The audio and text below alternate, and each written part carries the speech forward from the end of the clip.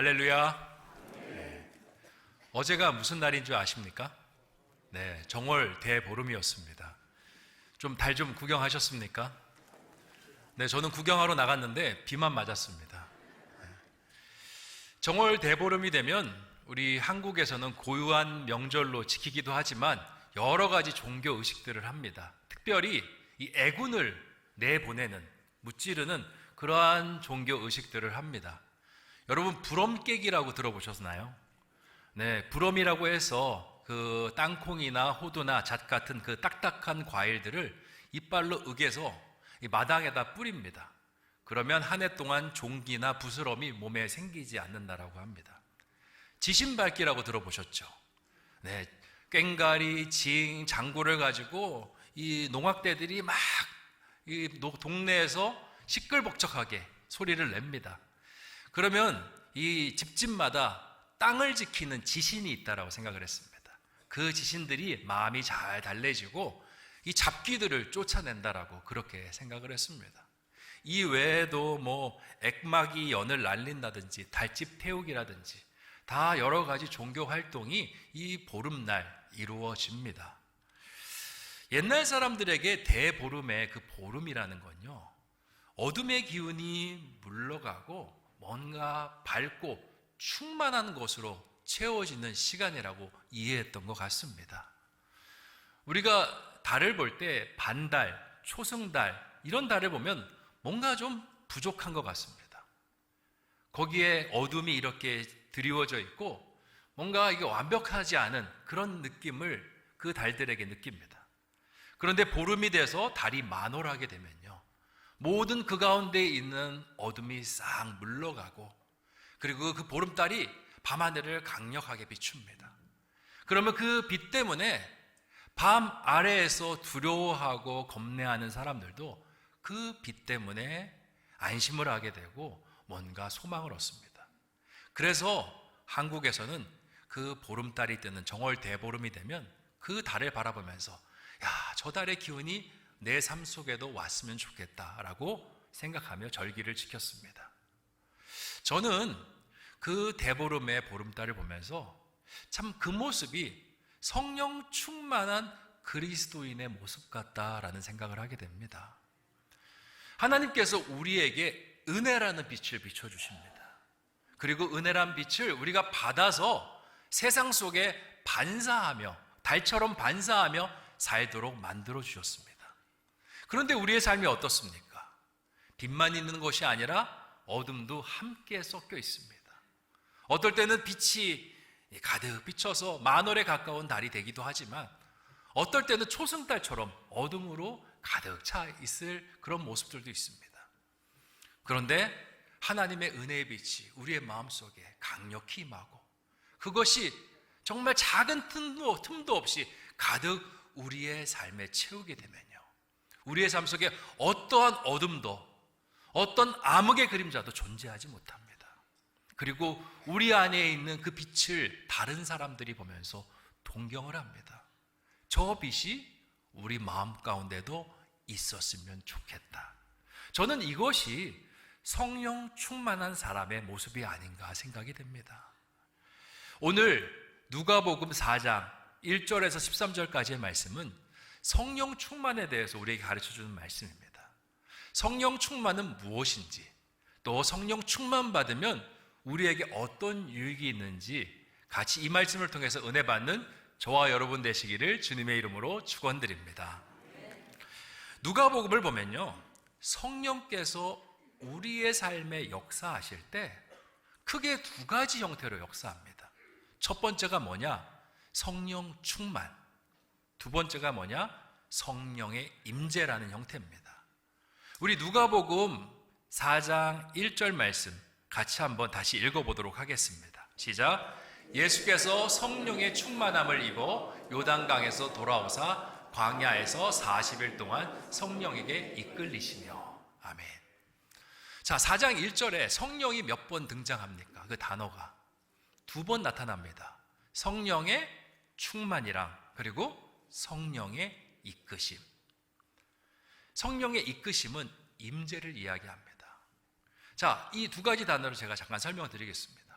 성령의 임재는요, 말 그대로 성령께서 우리의 삶 속에 찾아오시는 걸 이야기합니다. 근데 왜 찾아오시느냐? 우리를 이끄시기 위해 찾아오시는 거예요. 우리를 하나님의 말씀으로 이끌고 우리를 하나님 계신 곳으로 이끌기 위해서 성령은 우리 가운데 찾아오시는 겁니다. 누가복음의 대표적인 예로 천사가 그 마리아에게 찾아왔을 때 성령이 임재했다라고 하면서 찾아옵니다. 성령이 임재해서 뭘 합니까? 그가 하나님의 일을 하게 합니다. 예수 그리스도를 잉태하고 그를 출산하는 일을 하게 됩니다. 그런데 성령의 임재는 특징이 있습니다. 이거는 하나님께서 우리의 동의를 구하지 않습니다. 일방적입니다. 마리아에게 어떤 질문을 하거나 그의 의향을 물어보고 그 일을 저지른 것이 아니라 하나님께서 그냥 마리아를 선택하셨습니다. 우리에게 성령이 찾아올 때도 마찬가지입니다. 우리가 하나님 앞에 어떤 공로를 행하고 선을 행해서 성령이 찾아오는 것이 아니라 그냥 하나님이 선택하셔서 우리의 마음 가운데 성령이 찾아오고 우리를 이끄시는 겁니다. 어디로? 교회로, 믿음으로, 하나님을 아는 자리로 우리를 이끄시는 겁니다. 그런데 성령 충만은 좀 다릅니다. 성령 충만은요, 성령이 우리 가운데 임재한 것 플러스 성령의 임재를 받은 사람도 그 성령의 임재를 기쁨으로 화답하는 사람이 성령 충만한 사람입니다. 그러니까 성령이 우리 가운데 들어오셔서 어떤 일을 하게 하시는데 그 일을 성령 받은 사람이 너무 기뻐하는 겁니다. 감사하는 겁니다. 만족하는 겁니다. 그래서 하나님과 인간 사이에 연합이 일어나고 함께 어우러짐이 일어나는 것이 바로 성령 충만의 모습인 것입니다. 예수님이 딱 그 모습입니다. 성령께서 하나님의 일을 하도록 공생애로 이끄셨는데 예수님이 그냥 따라가신 것이 아니라 기쁨으로, 감사로, 만족으로 따라갔던 것입니다. 오늘 누가복음 4장에 예수님의 시험 이야기를 다룰 때 이 성령 충만한 예수님의 모습을 눈여겨보시고 같이 말씀을 나누었으면 좋겠습니다. 성경을 보면요, 예수님의 시험 이야기가 두 군데 나타납니다. 어딘지 아십니까? 오늘 읽었던 누가복음이랑 또 한 군데 어딜까요? 마태복음 4장에 나타납니다. 그런데 읽어보면요, 내용이 크게 다르지 않습니다. 시험의 순서만 좀 다르지 비슷비슷합니다. 그런데 마태가 바라보는 시험, 누가가 바라보는 시험, 그 시험의 해석이 다릅니다. 우리 마태복음 4장 1절 말씀을 함께 읽어보도록 하겠습니다. 시작. 그때 예수께서 성령에게 이끌리어 마귀에게 시험 받으러 광야로 가사. 아멘. 자, 이 말씀의 시작이 그때라는 단어로 시간부사로 시작이 됩니다. 그때가 언제냐? 예수님께서 요단강에서 세례 받으셨을 때가 그때입니다. 세례 요한에게 세례를 받으시고 어떤 일이 일어납니까? 성령이 비둘기같이 예수님에게 임재하고 그리고 하늘에서 소리가 있습니다. 이는 내 사랑하는 아들이요 내 기뻐하는 자라. 주님께서 그 말씀을 하십니다. 사람들 앞에서 하늘에서 소리가 있어서 이는 내 아들이다 공언하시는 장면이 그 세례 사건에 기록이 되어 있습니다. 마태는 이러한 이해를 가지고 시험으로 들어옵니다. 그러면 지금 예수님께서 마귀에게 시험을 받으시는데 마태의 이해로 따르면 지금 시험 받으시는 분은 예수님이기도 하시지만 하나님의 아들이 시험을 받는 겁니다. 자, 하나님의 아들에게 마귀가 시험을 걸면 마귀가 이길까요? 하나님의 아들이 이길까요? 당연히 하나님의 아들이 이길 수밖에 없습니다. 사람이라면 그 마귀의 시험에 흔들릴지는 모르겠지만 하나님의 아들은 하나님과 동등된 권위를 갖고 있는 그런 존재입니다. 그러니까 하나님의 권능으로 하나님의 말씀으로 마귀를 물리치시는 겁니다. 그리고 마태복음의 이야기가 어떻게 끝나냐면 4장 11절에 이렇게 기록이 되어 있습니다. 이에 마귀는 예수를 떠나고 천사들이 나와서 수종드니라. 예수님께서 하나님의 아들의 권능을 보이시고 마귀가 쫓겨나가며 천사들이 와서 수발드는 모습으로 말씀이 맺어집니다. 그런데 누가복음을 보면요, 조금 다릅니다. 예수님의 시험 이야기 4장 앞에 어떤 이야기가 등장하냐면 아담의 족보의 이야기가 나옵니다.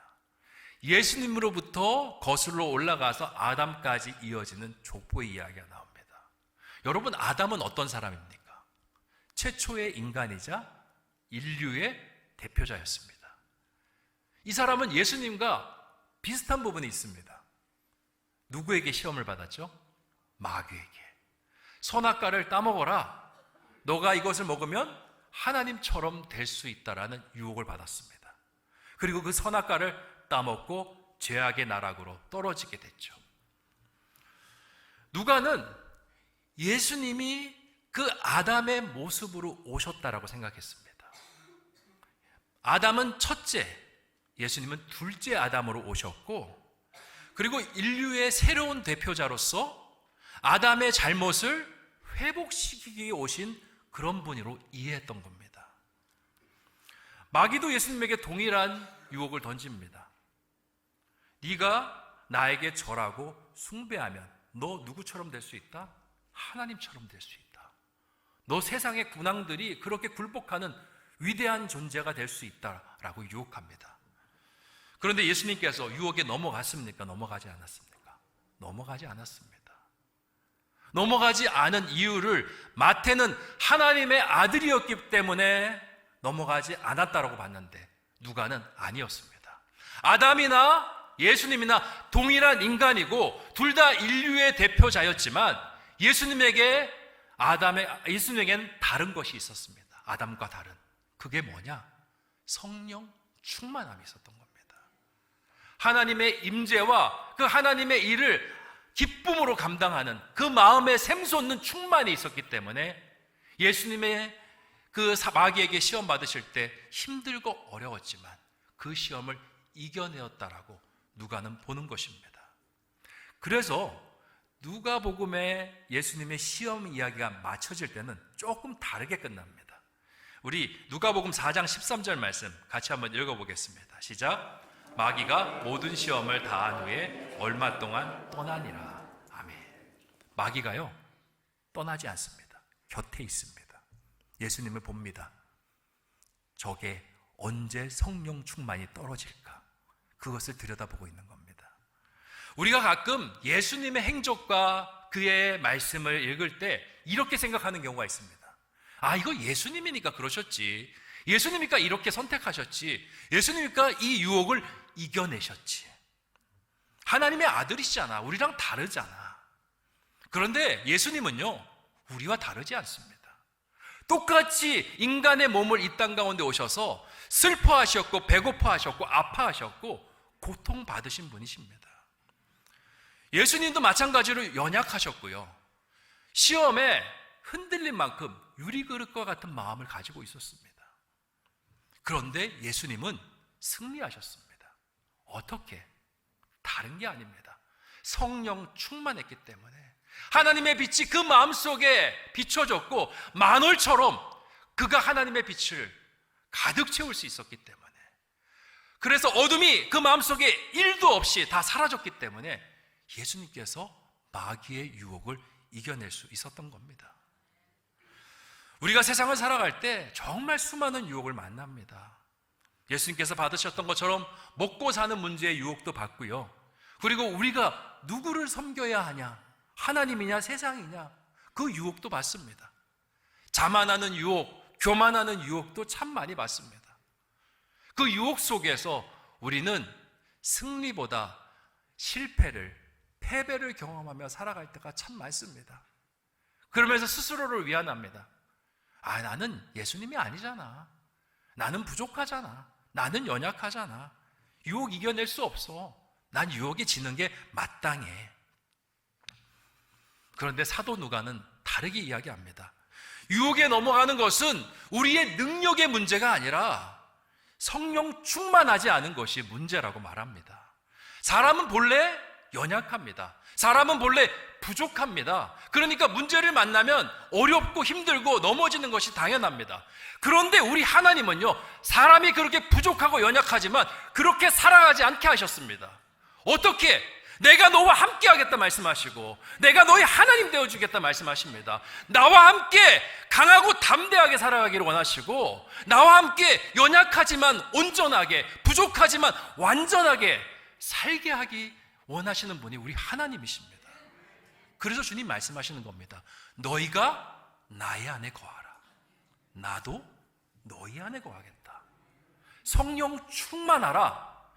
하나님과 성령이 서로 화합하고 연합하고 기쁨의 관계를 이루어라.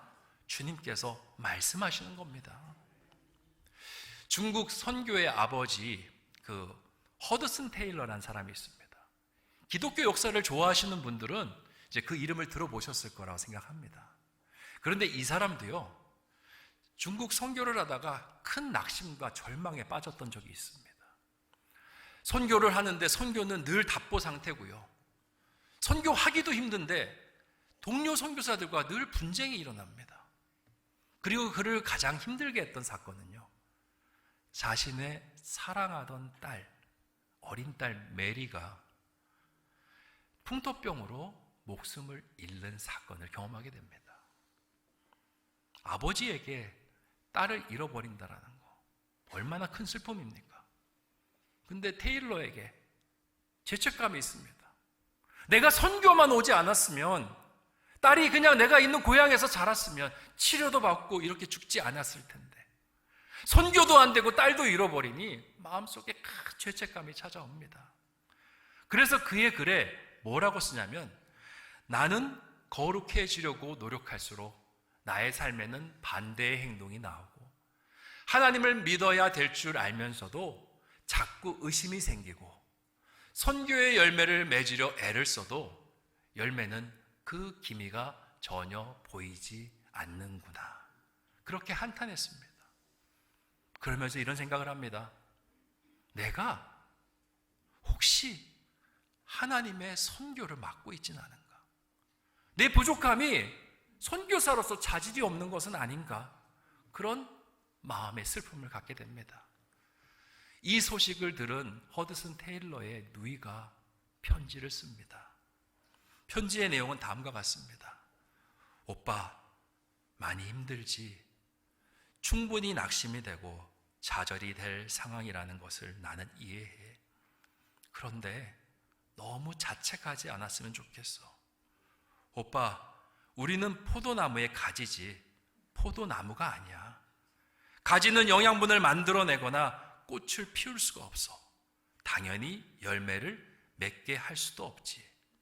가지가 할 수 있는 것은 그냥 오직 원줄기에 붙어 있는 거야. 그러면 뿌리와 원줄기에서 수액이 공급되어 가지로 흘러가게 되는 거야. 그렇게 원줄기에 붙은 가지가 꽃을 피우며 열매를 맺는 거지. 그러니까 결과에 연연하지 말고 원줄기인 주님을 바라보았으면 좋겠어. 이 편지를 받고요, 허드슨 테일러가 눈물을 흘립니다. 그렇구나. 지금까지 나는 내 선교를 나의 강함으로, 나의 인간적인 능력으로 감당하려고 했는데 그것으로 하는 것이 아니라 하나님께서 나에게 주시는 그 하나님의 빛, 하나님께서 나에게 주시는 원줄기로부터 흘러넘치는 그 수액을 통해서 내가 사역을 하는 것이구나 라는 사실을 깨닫게 됩니다. 그래서 내가 필요한 건 가지로서 원줄기에 붙어 있는 것, 원줄기와 내가 연합되어서 성령 충만한 것, 그것이 필요한 것이구나 라는 사실을 깨닫게 됩니다. 그리고 다시 선교를 도전합니다. 그랬더니 나중에 그의 별명이 중국 선교의 아버지라는 별명이 붙게 되는 놀라운 선교사가 된 것입니다. 사단의 유혹을 보면요, 방식이 한결같습니다. 아담도 마찬가지고 예수님도 마찬가지고 너희는 부족한 존재야. 우리의 부족함을 들여다보게 합니다. 그래서 그 부족함을 채우라고 합니다. 어떻게? 인간적인 방법으로. 야, 하나님께서 너한테 에덴 동산 맡겨주시지 않았니? 너 잘할 수 있어? 너 그거 관리해본 경험 있어? 없잖아. 내가 그럼 잘하려면 뭔가 필요하지 않아? 자, 선악과 먹어. 이거 먹으면 너 하나님처럼 될 수 있대. 예수님에게 찾아오셔서 똑같은 말씀합니다. 너 40일 동안 굶주렸잖아. 사람이 굶주리면 기력이 쇠진한다? 인간이 기력이 쇠진하면 죽을 수 있어. 그러니까 너 먹어야 돼. 저 돌들을 떡덩이가 되게 바꿔. 그렇게 유혹을 하는 겁니다. 이게 우리의 삶으로 들어오면 어떻게 하는 줄 아십니까? 야, 너 돈 없다면서. 돈 없으면 돈 벌어야지. 하나님이야 돈이야 지금 필요한 게. 돈이잖아. 그러면 하나님은 나중으로 미뤄도 돼. 돈 벌러 가. 너희 자녀 고3이라며 수능 본다며. 그러면 네 자녀에게 필요한 거 하나님이야 대학 입시야. 대학 입시잖아. 대학 가서 예수님 믿으면 되지. 지금 아이들 학원 보내고 뒷바라지 하는데 신경 써. 사단은 우리의 연약함을 교묘하게 비틀어서 하나님 바라보지 못하고 세상 속에서 그 부족함을 채우게 하는 겁니다. 그런데 하나님은 태초부터 우리를 어떻게 만드셨냐면 너희가 연약하고 유약하기 때문에 나를 의지하라 말씀하십니다. 나를 바라보라 말씀하시고 성령 충만하라고 말씀하십니다. 그러면 우리의 귓가에 하나님의 음성이 들립니다. 그러므로 염려하여 이르기를 무엇을 먹을까? 무엇을 마실까? 무엇을 입을까? 염려하지 말라 말씀하십니다. 두려워하지 말라. 내가 너와 함께함이니라. 놀라지 말라. 나는 내 하나님이 됨이니라. 참으로 너를 굳세게 하리라. 참으로 너를 도와주리라. 나의 의로운 오른손으로 연약한 너를 붙들겠노라. 주님께서 말씀하시는 것입니다. 저는요 개인적으로 어려움이 있을 때 기도원에 올라가는 걸 좋아합니다. 기도원에 올라가서 찬양하고 말씀 나누면요 세상의 시름이 다 씻겨나가는 것 같습니다. 얼마나 마음에 평안이 찾아오는지 모릅니다. 그런데 처음 기도원에 올라갈 때는 저는 주눅이 많이 들었습니다. 문제가 있어서 기도원에 올라갔는데 그런 사람들이 많이 모여 있을 줄 알았는데 그 기도원에 올라간 사람들의 얼굴을 보니까요 은혜 받은 얼굴입니다. 기쁨으로 채워져 있습니다. 손을 들고 찬양하는데 세상에서 볼 수 없는 그 행복이 얼굴에 가득 있습니다. 저만 오만상입니다. 그래서 문제는 나만 있나? 나만 문제를 가지고 올라왔나 기도원에? 이런 생각이 들었는데요. 제가 기도원에서 며칠 지내면서 이제 거기 있는 성도님들과 이야기를 나누니까 세상에 문제 중에서도 이렇게 심각한 문제가 없습니다. 부도가 나서 채권자들한테 막 시달리면서 기도원에 올라오신 분도 계셨고요. 말기암이랍니다. 이제는 통증 치료밖에 할 수 없답니다. 그런 육체의 질고를 가지고 오신 분들이 계셨습니다. 또 어떤 분들은 가정이 불화해서 깨어지기 직전입니다. 그 문제를 가지고 기도원에 나오신 겁니다. 그러니까 그분들의 문제에 비하면 제 문제는요 아무것도 아닙니다. 그런데 놀라운 사실이 뭔지 아십니까? 그 문제를 가진, 그 지독한 인생의 문제를 가진 그분들이요 은혜 받은 얼굴로 찬양하는 사람들이었다는 겁니다.